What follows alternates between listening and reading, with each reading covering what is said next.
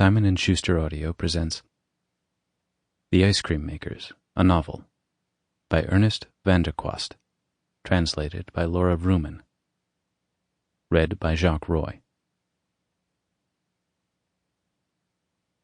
How my father lost his heart to a hammer thrower weighing 183 pounds.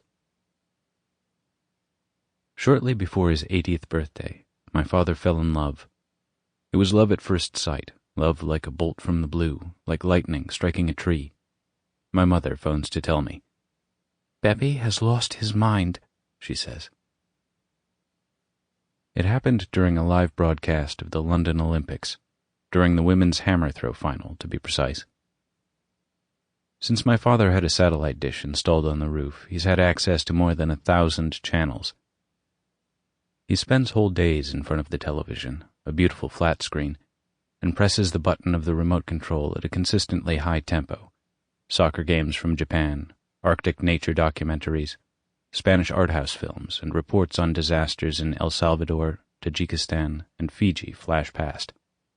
And then there are the programs with women, of course. Gorgeous, glorious women from all over the world.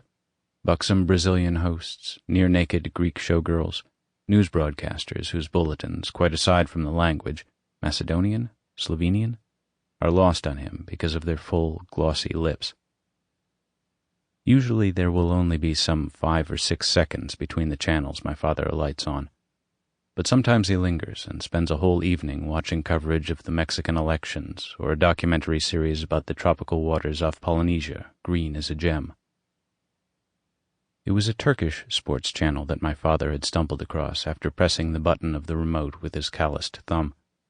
The Egyptian soap that in the space of 5 seconds had homed in on just as many women's melodramatic faces had failed to beguile him. So Beppy pressed the button, which had once been black, then gray, and was now white, practically transparent. And that's when he was struck by lightning.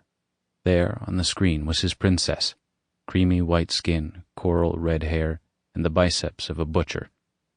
She entered the circle in Olympic Stadium, grabbed the handle at the end of the chain, raised the ball over her left shoulder, and turned 1, 2, 3, 4, 5 times before hurling the iron ball with all the strength she could muster. Like a meteor having survived entry into the atmosphere, it buzzed and fizzed through the steel-blue skies of London.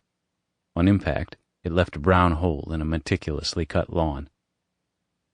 My father dropped his remote. The lid at the back came off, and one battery rolled across the wooden floor. The Turkish commentator was full of praise for the throw, but his sing-song words were lost. Sample complete. Ready to continue?